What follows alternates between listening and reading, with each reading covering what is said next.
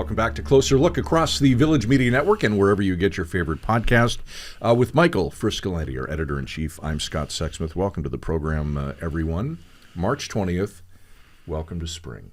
It's officially, you wouldn't know it's looking outside here. It's something. Oh, it ain't spring. I had my big boots on. I was almost slipping and falling out there. Oh, my goodness. 10:46 this morning, it arrived, and certainly here in Northern Ontario, expecting up to 12 centimeters over the weekend. And just to point out what a good guy Scott is, he actually put a message in our office chat this morning warning people to be careful as they walk things. It was so slippery. Wasn't that this morning? It was, only because on my drive in, it was like a little mist of rain, and the temperature was at -2. There was a lot of slush. Happy spring. And it just, I was, kind of slipping and sliding. Perfect spring. You're going to get 3 weeks of golf in before the winter comes back, I think. Oh, my God.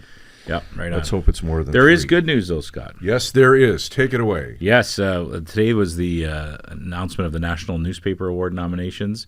In our world, in our industry, it's a very prestigious award. The National Newspaper Awards have been around for a long time, honoring the best in printed journalism. We have 2 nominations. Our team at Village has 2 nominations. I'm going to take my glasses off so I can read it. I can read it better. I do the same. I know. Our team at the Trillium, who we talk about all the time on this show, Jessica Smith-Cross, Charlie Pinkerton, and Jack Howen, were nominated for the John Wesley Defoe Award for Politics for their relentless coverage, is the best way to describe it, of power and influence in Ontario politics, namely all the scoops and all their research into the Skills Development Fund, who's getting funding based on what political connections they have. So it's their series and their ongoing coverage of this that has been nominated for this award. So that's a huge honor. Only three people are nominated for this award, or 3 teams of journalists, and to be in that group is pretty special. So a huge shout out to them. Our listeners and our viewers obviously know all those faces pretty well because they come on the show quite a bit, talk about different issues. So we're super proud of the team at the Trillium, our group at Queen's Park, so congrats to them. And then we have, on the other flip side, we have one of our great local journalists. We have 27 local news sites across the province. Sudbury.com is one of our biggest and best and longest running. And Jenny Lamotte is a wonderful human being and a great reporter. She's at Sudbury.com. And she was nominated for the Cora Hind Award for local reporting, for exposing the plight of seniors who had left stranded by broken elevators in these apartment buildings in Sudbury. And, of course, how the landlords and city officials were basically doing nothing to fix the problem. So imagine you have, like, a bunch of senior citizens living for weeks on end without an elevator in their building. So if you live up on the 10th or 12th floor, how are you going to get downstairs to grocery shop? And she too was relentless. She kept reporting on this story and made lots of headlines in Sudbury, and she covered every angle of it. And so to see her name in there, nominated for a National Newspaper Award, is pretty special. So, I think I say this all the time when we're on here, but it is a grind what we do. It is. It's not heroic. We're not doctors. We're not saving lives, but we're really committed to telling the truth about what's happening in our communities, what's happening in the province. And we do it 24/7. We are always thinking about this job. We get phone calls in the middle of the night. We get tips all the time, and to take us on crazy adventures and the stuff that we're working on. But it's super rewarding. And we don't think about awards. We don't do it for awards. And I'm not nominated for this award, but I'm so proud because this is a team that I work with. Absolutely. And to see their names on there, the National Newspaper Awards is not a small thing to be nominated. It is not. So huge congrats to all of them. And I think they'll all win, but I don't want to say that. Well, I guess I just did. As you did, but as they say, it is an honor just to be nominated. Absolutely. Before we get to tonight's program, a quick question. Did you watch Pierre Poilievre on Joe Rogan? It's funny. I haven't watched it yet, but I've read tons about it. Yes. I went all the different people saying, we hear the big takeaways from the interview. I know Justin Ling in the Toronto Star had some things to say about Poilievre. He did. But you watched it, right? I watched most of it. It's a completely different Pierre Poilievre than what we have been used to over the past number of years. I was impressed overall with his performance. I like the fact that he was very respectful of the Prime Minister. And I think you and I have talked about this. I think deep down there is a mutual respect between the two of them. In fact, he said to Rogan that while he's in the U.S., he has been texting with the Prime Minister to keep him apprised of what he's doing down there. Also interesting when Rogan pressed him on Alberta separating possibly from Canada. Poilievre shut that down right away and said it's not going to happen. Of course, born and raised in Alberta, he knows that they're a hard-working, passionate crew of Albertans out there. But he said there's no way that it's going to happen. and he also had some choice words for the president. Yeah, it was interesting. I think I read that he said that he wishes Donald Trump would knock that shit off when he was talking about the Canada becoming the 51st state. So he's pretty honest about that. There was also a moment I read about that I think Rogan challenged or talked about this, long-standing rumor that Fidel Castro is actually Justin Trudeau's father. And I'm going to say it because it was on the podcast. Yeah. And he shut that down right away and said that's not true. So didn't buy into those, kind of conspiracy theories that are going around. Look, Poilievre has been honest about this, speaking with Peter Mansbridge a couple weeks ago, just about how they're going to try things a little differently, right? He's going to do a lot more speaking to people, a lot more, maybe showing himself a little more, right? And, I'm not a political strategist or even a political expert, but, Carney's going to be there for a little while. So there's a bit of a runway here for Poilievre, right? To sort of show Canadians who he is, maybe in a different way than people know him, right? And it is interesting that relationship too. I've never really heard prime minister and an opposition leader kind of talk about each other in that way. But there is a mutual respect there, right? Yeah. And I guess they both exist in that political arena where you don't really know what that's like to be in the spotlight, to be the prime minister, to be the leader of the opposition, unless you're actually in that job. It's quite a spotlight on you. I am going to watch it over the weekend and glean some more things from it. But it's certain.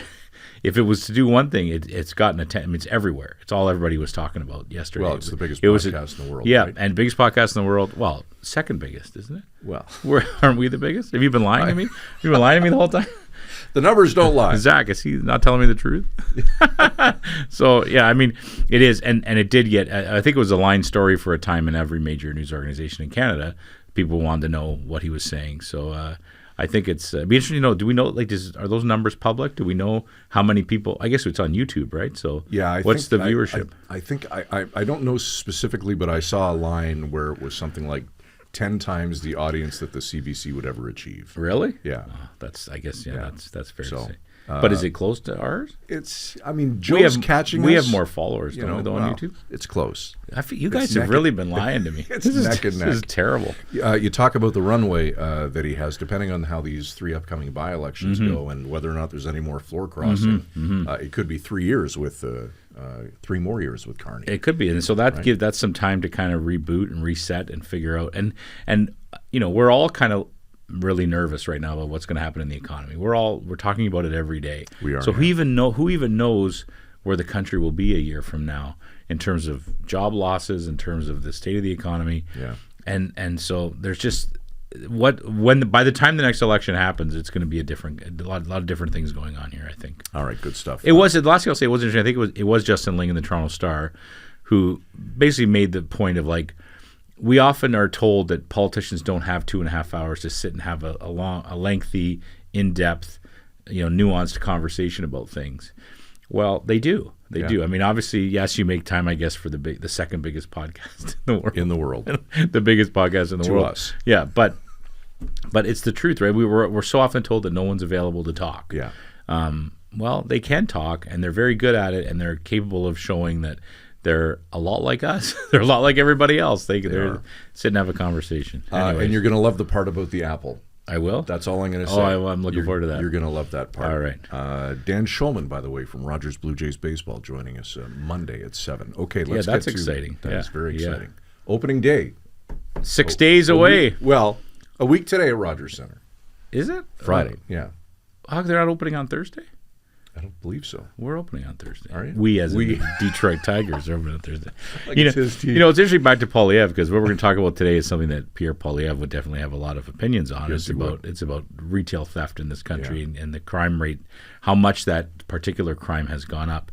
We've talked about this in the past on the podcast. I'm going to take my glasses off again so I can see this tiny printing that I put off. We had Rui Rodrigues from the Retail Council of Canada was here. He's actually been on the show a couple times. Yeah. And he's a very intelligent guy and knows this issue inside out.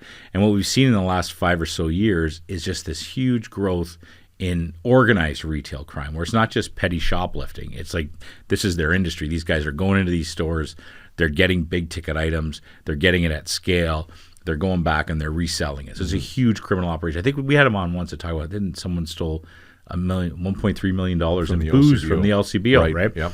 And so it's kind of continued to be in the headlines. In Winnipeg, actually, a couple of business owners were in the Winnipeg Free Press talking about how they're considering some measures, including asking customers to show ID when they come in their store, like give their ID. Like if you're going to shop here, give us your driver's license. Wow. And then you get it back when you pay, Yep. right? Because it's gotten so bad. Another idea they're throwing out is just prepay. Like if you're going to come to the grocery store, you got to prepay like you prepay for gas. like gas, yeah, like same gas, thing. right? Which is crazy that it's is, gotten yeah. to that point. But that's how desperate they are, how bad the situation's gotten. So those are a couple things thrown around. And there was a guy in Brampton, the Peel Region Police a couple weeks ago arrested a guy, series of targeted thefts against major retailers. He stole approximately 30 grand worth of stuff. So this is his day job to do this, right? 300 bottles of alcohol. And in Aurelia, the local detachment there, the OPP, had a recent press conference talking about how they're seeing the similar increase in retail theft. And they've chalked it up, which is fair, I think, to unaffordability and the position that some communities or people in the community are feeling. They're just struggling to eat. They're struggling to pay the bills. Yeah. And they've resorted, maybe 5 years ago, they would have never resorted to shoplifting. They're doing that now. And so they're seeing that. And the police there actually said that they play a part in how, we're going to manage the needs of individuals to minimize this problem, right? To help people in other ways so they don't feel they have to do that. So there's all kinds of angles to this story. But I think it's a great opportunity to revisit Rui's interview with us. It is, yeah. Because it's very detailed. The guy notes it. I think it was at $9 billion was the figure he put on how much losses there were in Canada over a year. Because of organized retail theft. And he really has the nuance, and he talked about how what actually will work when it comes to legislative changes, what we can actually do. Yeah. So I think it's worth watching that again. The Retail Council of Canada has just come out with a brand new report that highlights retail crime in Canada and the impact it's having not only on business but also on communities and safety in general. Here to talk about the report is Rui Rodrigues, who heads up loss prevention and risk management at the Retail Council of Canada. Rui, welcome to Closer Look, and thanks for joining us tonight. We appreciate it. My pleasure. Rui, the new report says retail crime in Canada has become more violent, more organized, and more costly than ever before. Just how bad has it gotten? Yes, so I'll take that in three parts. So costly. Last comparison we did was it was in 2018, where we did a survey to measure retail crime, and based on respondents at that point, retail losses was estimated at about $5 billion. The most recent report, as you know, states it's 9.1 billion. Now that's based on responses from those for the survey. I actually believe it's a little higher than that. So it's double in almost 5 years. So losses, certainly a concern. And then, of course, there's the economic impact that as those losses occur and these goods are being stolen and resold through resale markets, online marketplaces, that's taxpayer dollars not being collected. So it does have quite a large economic effect, as well as retail prices and how those shift. So that's a concern. The violence and the prolific nature and organized crime is probably the biggest concern. Post-COVID, we saw this impact and effect of people becoming more brazen when they commit their crimes, more violent in nature. We've seen our population of unhoused individuals go up, people dealing with mental health, drug addictions, and so forth in many communities across Canada. So when you put all this together, coupled with the fact that coming out of COVID, the prosecutions of these types of individuals and the perception that retail crime is victimless crime, it's property crime, it really doesn't have a victim. We struggled judicially and from a court's perspective to hold these people to account. Now, we're not talking about the first-time offender. We're talking about somebody who makes a living of this, a professional thief, and or those that are chronically stealing and are violent in the nature when they steal. We've seen a massive increase of violence, 300% as reported by retailers.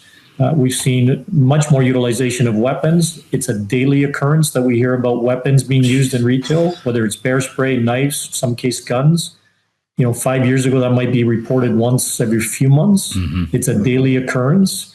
And yet retail criminals, these individuals perpetuate these crimes. Typically, these matters are pled down to just the theft rather than the robbery or other involved because it's easier to plead down a matter. So you have these serious offenders that are perceived to be just shoplifters, where reality is they're violent individuals. They are running retail crime enterprises, organizations. They're having a massive impact. And from a community perspective, if you think about the young person or a person in general working in retail who signed up to have a fun job, maybe it's their first job, certainly didn't sign up to have somebody pull a knife or bear spray on them or have somebody spit on them, it's having a massive impact on the worker. We have members who report a much higher degree of people off on leave as a result of a violent incident that could have been either physical or verbal in the retail environment. In addition, you've seen retailers and some that have closed up their locations in these more prone areas for crime, which creates an effect.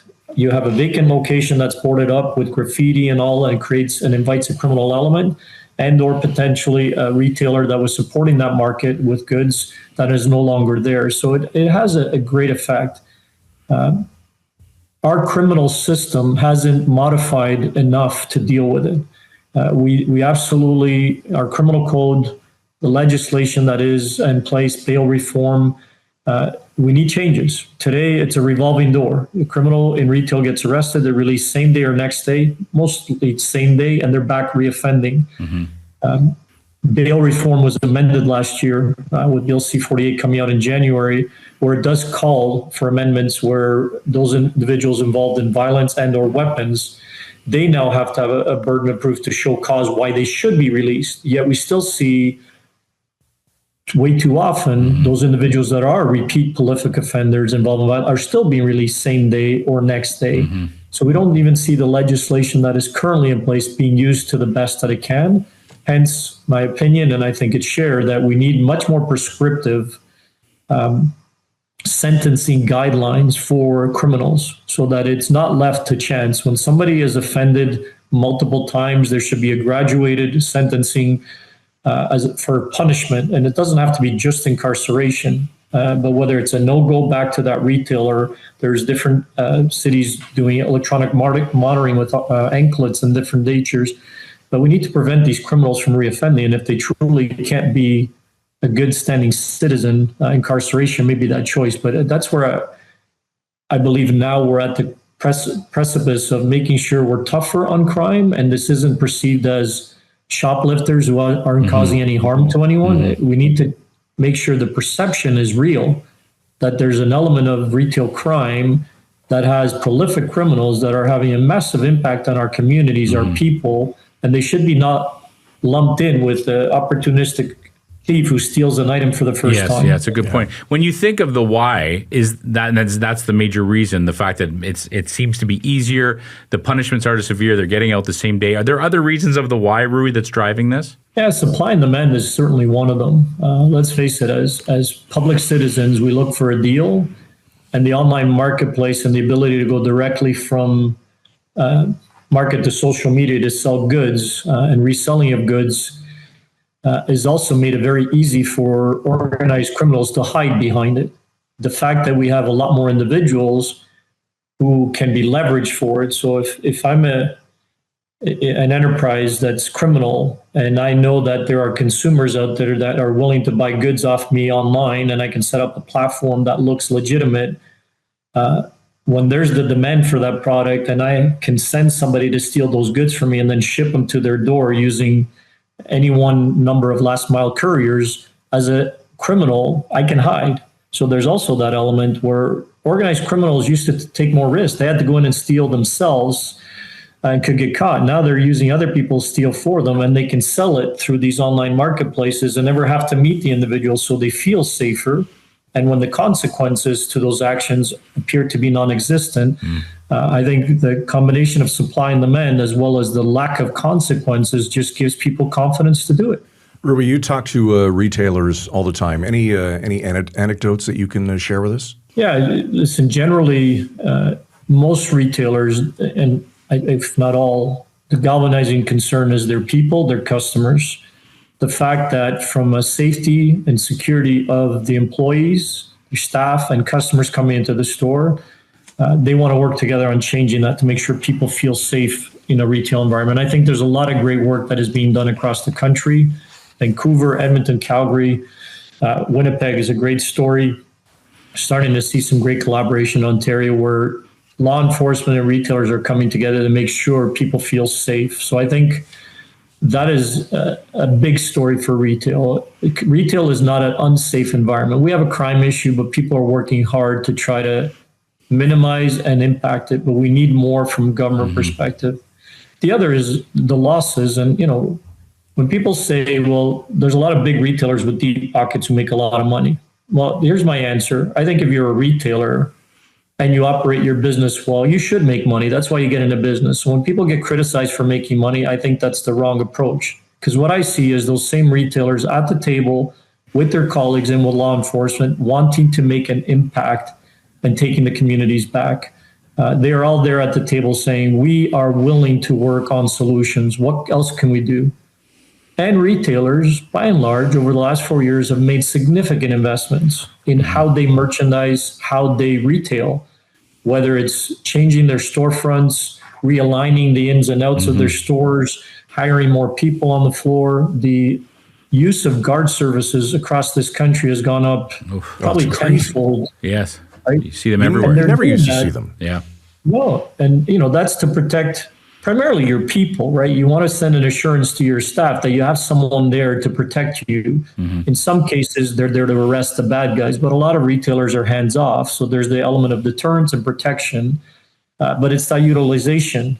So retailers continue to make significant investments at their cost. These aren't funded by government to protect their people, their premises, and their products. And they want to see government and the judicial system step in and do as much as they can to start to impact recidivism, to reduce the amount of offending and take a more firm, direct approach on the criminals that deserve it, not the first-time offenders. And Rui, there's been a real shift in that regard, right? I mean, it used to be years ago, a thief would walk into a store in a mall and steal something and run out, and 17 staff would chase them down the hallways of the mall. Now that just doesn't happen. They're told, stand down and just let them go. Yeah, so it's a complex story. Some retailers still apprehend, but when you're doing that today, you have to be very prepared for the risks that brings. The general retail worker is not prepared for that. Some of the LP, loss prevention, asset protection, even guards, there's an additional training because today you're dealing with individuals that could be under the influence.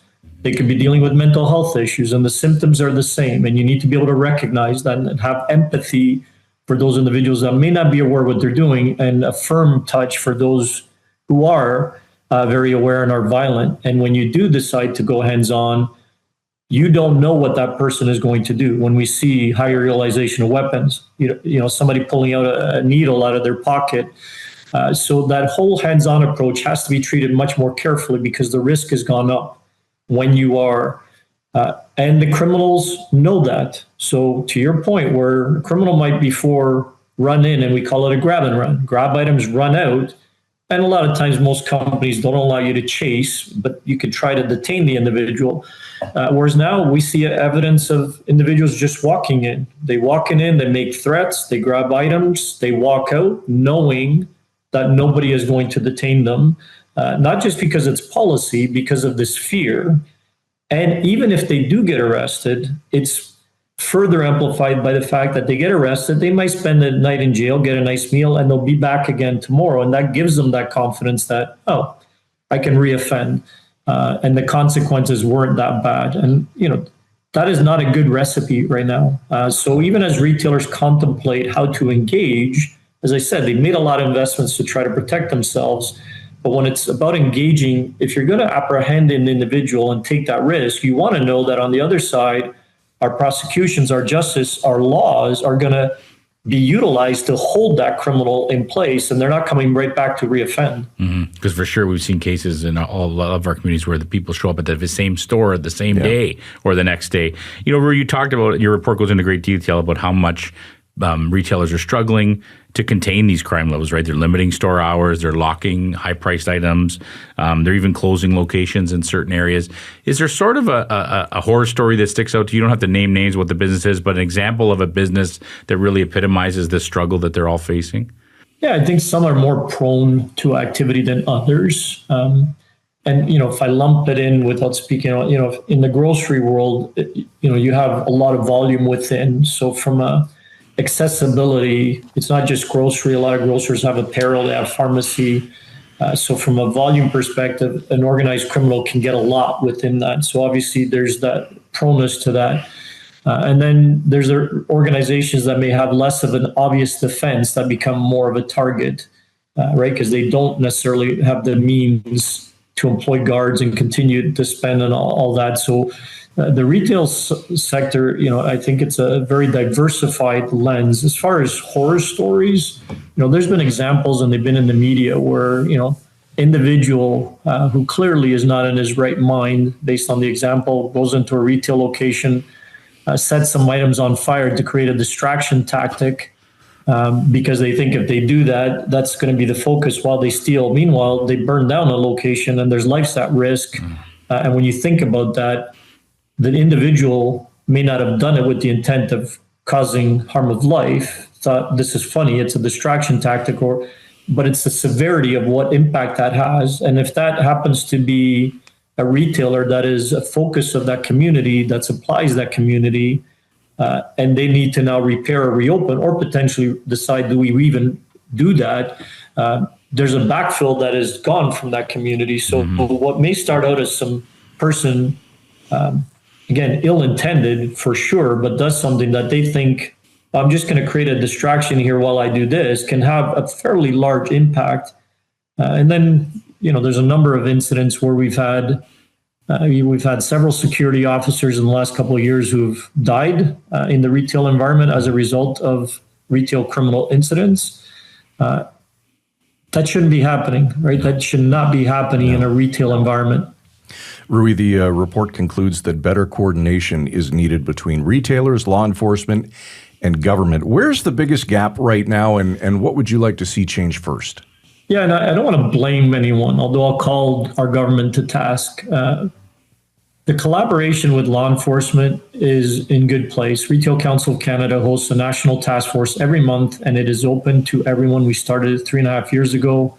We have over 34 law enforcement agencies across the country and retailers that collaborate on projects, whether it's targeted enforcement, sharing intel, and working together on solutions. So I'd say that collaboration with police and retailers can continue to improve, and we certainly want to advocate with the Canadian Association of Chiefs of Police to make sure all police agencies are connecting and networking with the retail community. Justice, we've seen some growth in the Crowns areas as far as Winnipeg, again, a perfect example where we have the executive director of prosecution at a provincial level, as well as a supervisor in Winnipeg who are part of our working group, therefore creates that connection that when they see the same individuals, they know it, right? As part being that collective, they start to see and build the expertise of, we know who those offenders are, so it creates great connection. So I think where the gap is, and where we start to now move forward to, is at a provincial and more federal level, looking at legislative changes, criminal code amendments, and clarity in language on making sure that these type of crimes, retail or either, that are naturally perceived as low-level crimes, that we look at it from the criminal lens, not the type of incident. Rather than shoplifting, we need to look at it from what is the nature of that criminal and their past, and the legislation needs to support that. So more prescriptive, because frankly, it can be a bit ambiguous the way we look at things. And just quick example, theft over and theft under $5,000 does not really help a Crown with indictable offenses for the type of criminal we're talking about. A violent prolific offender who steals $100 every day would be pled out because they fall under theft under, if you use that as an example, versus a criminal who reoffends and is a recidivist who's hit a certain threshold falls into a different pool. And that's what I think we need to define more. And there should be very prescriptive actions as far as what the dispositions or consequences are. And if they fail based on demonstrating you didn't stay away or you breached your contract, then it needs to continue to escalate in consequence, versus the same old, we're going to let you go, promise to appear at court. We may never see that date because of Jordan limits, and the individual is free to reoffend. Just doesn't work. It's interesting. That's the point I hadn't thought of. I appreciate that. Rui, can you speak to the impact all this has on prices of goods at stores? I mean, are prices by default have to go up because of the amount of money that retailers are losing? Yeah, and it's a complex question. I don't know that one directly affects the other, but it has an impact for sure. Losses, of course, will have an impact on price. I think also when you think about the retail market and how competitive it is, if I have a toothpaste, Colgate toothpaste, and it normally sells for $4, I can't sell it for $6 just to try to make up my losses because consumer will go where it's $4. So I think market-wise certainly has an impact 100%. I don't think there's the opportunity for somebody to recover their losses by playing with their individual prices because you'd price yourself out of the market and you've got the online market that you have to compete with. But it does absolutely have an impact, and we have a campaign that we collaborate on with Toronto Crime Stoppers. It's called It Costs Us All. There's a website called It Costs Us All with a lot of different information, which is really about educating the consumer on the impact it does have, because eventually it does cost us all. And the market has to move up in order to not just recover the losses of goods, but it's all the extra expenses, right? If you're spending a ton more money on protecting yourself, if your insurance is now declining your insurance claims because of breakage, glass breakage, and that because you've put in too many claims, if you're spending more money on guards, that extra labor, at some point, your P&L, if you're in the red, you're not going to survive. So retailers got to make up enough revenue and enough profit in order to do all these things. So if we can curb this, where retailers are not having to take so much of these other additional expenses, I'm sure that would also have an impact. Rui, before we let you go, anything else about the report you'd like to add or the situation itself that retailers find themselves in? Yeah, so one, I would say it's the public education. I think it's important that the general public understand that retail crime is not a victimless crime. Be educated.